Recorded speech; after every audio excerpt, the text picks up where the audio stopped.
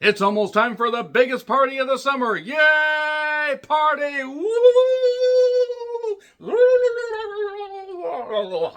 It's going to be amazing, folks. We got 2 nights this year and 2 nights for the following years. So me, oh my, we are going to need extra pills that'll keep us enhanced so we can party all night, party all day, and party until, basically, we are just splayed all over the goddamn couch, ready to watch some action, where men in tight underpants fist each other repeatedly, women in very nice outfits fist each other repeatedly. A lot of fisting going on this 2-night party of the summer. But we're going to need extra cheese platters. We're going to need big meats. We're going to need big meats. Big salamis. We're going to need big amounts of pepperoni, and, I don't know, prosciutto. We need Jada De Laurentiis on this. I mean, De Laurent. That's what I meant. I would never be disrespectful like that. But also, we're going to need twice the blackjack and twice the hookers. We're going to need a whole bunch of fun just to get through whatever the fuck we're going to get for this 2-night party of the summer. Let's talk about what could happen, shall we? I'm John Redland with my WWE SummerSlam 2025 predictions. Let me know your predictions in the comments, please. I'm recording these after SmackDown, as I said in my first SmackDown review pretty much in like 3.5 months, because I decided why the fuck not. Let's talk about that. Did a fun little intro. More fun than this one, because I don't know what the fuck I'm on about with these intros anymore. But 6 matches for each night. At least I assume the added match on SmackDown will go on the second night, because there was 6 matches for night 1, 5 matches for night 2. We're going to have a lot of video packages and stuff like that. And long entrances. MetLife Stadium is going to be packed and rocking and rolling, strutting and strolling. So let's just get to night 2, shall we? So we have Sami Zayn against Karrion Kross, who apparently is not going to re-sign with WWE. No offense, nothing of value will be lost. I have nothing but, respect for the guy, nothing but respect for Scarlett as far as performers, but it just has not worked. It has not. Even that fired up promo, you can want Kross all you want. Want him in another company.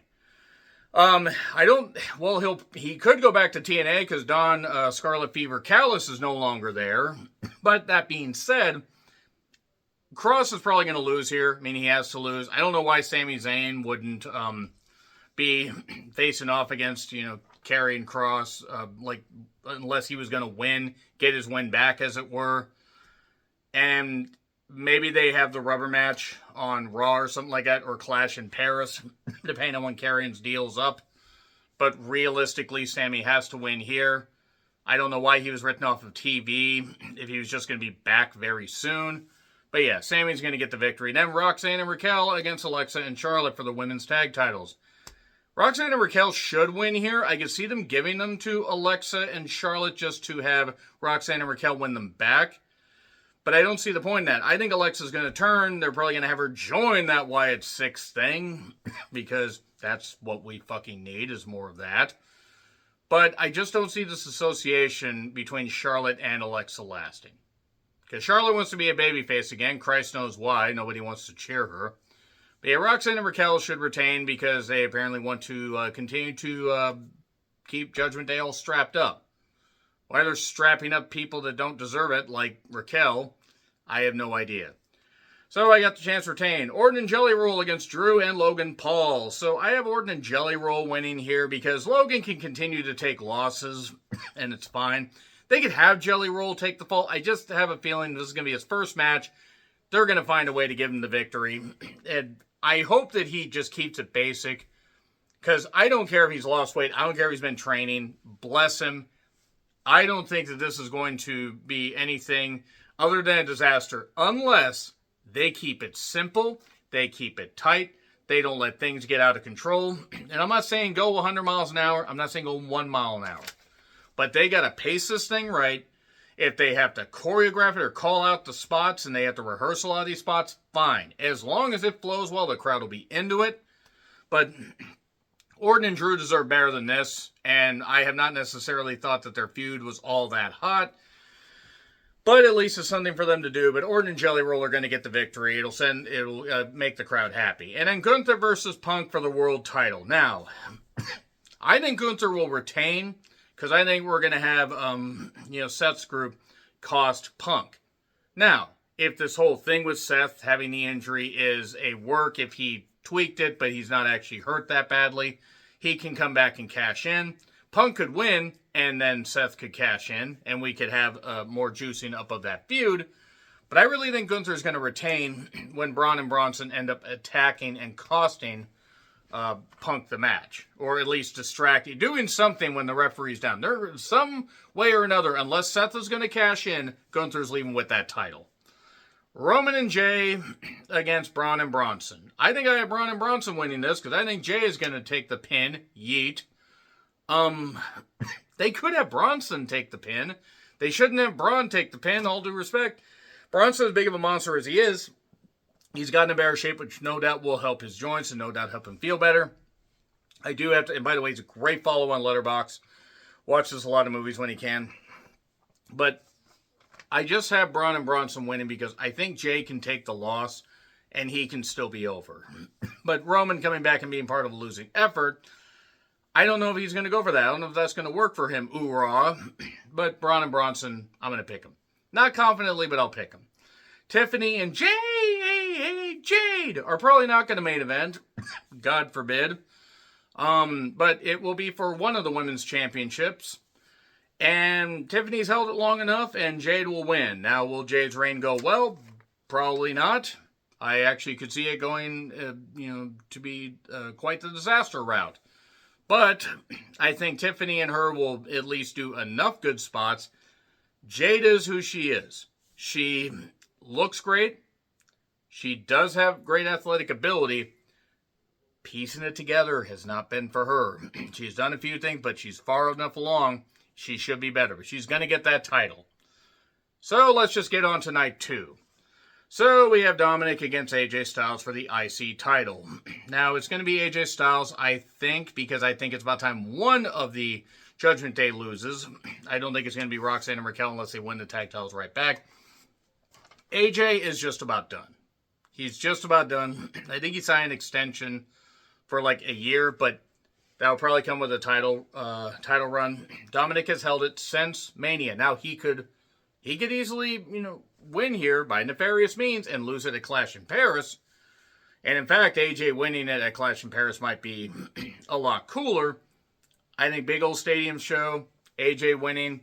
Dominic holding the title makes sense. He was shockingly over when he won at Mania, but if he loses it here, it doesn't hurt him. It really doesn't hurt him. And it might send him on more of a spiral so that down the road, when Liv returns at the Rumble, which she's going to return at the Rumble, barring any setbacks or any other injury issues, she's coming back in the Rumble. Monster babyface pop will win that Rumble. Calling it here. I think a lot of other people are calling it, so I don't know why I'm making it about me.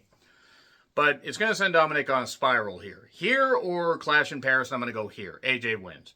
Naomi versus Io versus Rhea, women's title. I think it's a women's world title, I think. I think Tiffany has the WWE title. Whatever. Naomi's going to retain, and I have a feeling that Io's going to take the fall. Io can take the loss here and be okay. Now, Io got pinned, and it made sense, but then Naomi and Rhea having their singles feud. Naomi at least getting chances to shine, maybe escaping with the title at Clash in Paris. If they don't go with her and Rhea there, they're going to go with her and Rhea. They're going to build up to that. Rhea beating Naomi makes sense, but you got to give Naomi quality wins, quality feuds before you let that happen. And maybe give Rhea a couple other things. Maybe have her finally beat Io to push her towards, beating Naomi. I really think you could extend Naomi and Rhea to SummerSlam, to Mania if you try. Because, yeah, they got other premium live events, but television doesn't mean as much anymore. They don't have to have everybody on every single week. They can have packages. They can find a way to nurse this thing along, keep it interesting, have Naomi sneak out a quick one in their first encounter, only to build to Rhea beating Io, say after the Rumble. At the Chamber, she finally beats Io there, and then maybe they have a number one contenders match because they were the final two in the Rumble, and then they do, they just do something weird and convoluted, or they just go the proper route and Rhea beats her in the Chamber, and then goes on to face Naomi. And you can go that far. And you can't tell me that Rhea and Naomi would not be a money match with that much build. So, Solo and Jacob Fatu, steel cage match for the U.S. title. Please give it back to Jacob Fatu, and let's forget that Solo was ever U.S. champion. Because, I'm sorry, this group just doesn't work. Cobb doesn't feel special. Hikuleo just stands there looking confused. I'm starting to think that them signing a lot of these people from New Japan hasn't necessarily paid off. Like, I know that Tangaloa or Tangaloa or whatever, Tangaloa is how I call him, had lost or got injured at Money in the Bank and had last year and came back and was quite out of it for a bit. But it just, they have to do something to really juice things up. In a steel cage match, it would make perfect sense. Jacob Fatu wins, goes on a dominant run. Because what else are you going to do? You're going to have him against Gunther? You're going to have him... Well, him against Gunther, but you'd have to move to Raw. You could have him versus Cody, except Jacob's a babyface now. Who knows? But I got Jacob Fatu winning the U.S. title back. So then we have a last chance match. No DQ, no countout. Becky Lynch defending the Women's Intercontinental title against Lyra Valkyria. I think Lyra's winning. I don't think Becky needs the title. And I think you can have Bayley go for revenge on Becky and then ultimately win the title from Lyra. Now, you could easily go in reverse. You could easily have Becky win. Lyra has to go in a different direction, face off against somebody talented. So watch them move Nia Jax to Raw and totally butcher that. But I think Lyra winning would make the most sense because then you could have Lyra finally lose to Bayley and Bayley could actually win the title and actually win something big. Isn't that right, Kier? If Kier's watching this at this point, he is just shaking his fist at the screen. I'm making him sound older than me when I'm older than dirt, and he's nowhere near my age.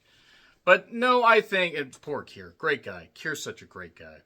Anyway, I think Lyra will beat Becky here, and I think Bayley will eventually beat Becky inside, say, Hell in a Cell.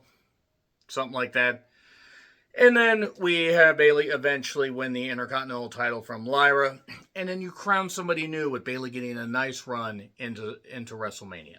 And then we have the Profits versus the Motor City Machine Guns versus DIY versus Andrade and Phoenix versus Fraxian versus the Wyatt Six versus about 12 other teams, I assume. TLC match. And everybody get in here and watch the Wyatt Six win. Yay. It's going to be no DQ, so everybody's going to run in. They're just going to have the women dive off of everything. Maybe that change in height will give Candice some personality. Cena versus Cody for the WWE title in a street fight. Cody wins and he turns. God forbid if The Rock shows back up because the crowd might boo. Some people will pop for The Rock because it's New Jersey and they don't have much of anything to pop for. They have the fucking Giants. And they have the Nets. Actually, the Nets are in Brooklyn. But you get my point. They have the Giants. Or is it no, it is the Giants are in Jersey. Whole point is, Cena's got to lose it here. Cody should have it, and then Cena can go on his redemption thing. This heel turn started fine. The Travis Scott thing totally butchered it. And by the way, that guy, everybody deserves a chance to take a shot at him. And I mean slap him as hard he slapped Cody. That goddamn doobie smoking motherfucker. There's nothing wrong if you want to smoke weed. But that goddamn idiot, that lazy ass asshole, he should have been trampled at that concert. Because then we wouldn't have had to put up with this shit. So Cody's going to win. And God, I'm so glad that Travis Scott's not going to be involved anymore. And watch that end up being a total rib. And he shows back up walking around. God, oh, it's so bad. I would hate it.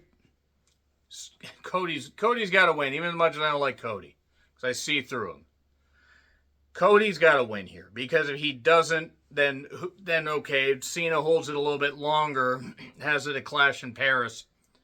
Has a couple other title runs, or title feuds. And then Cody wins it at the end of the year. And then Cena just retires as a babyface there. It is what it is. Let me know your thoughts in the comments, your predictions in the comments. Like, share, subscribe, Twitter, Letterboxd, Blue Sky handles in the description. I'm John Rentland. Until we meet again, happy trails to you.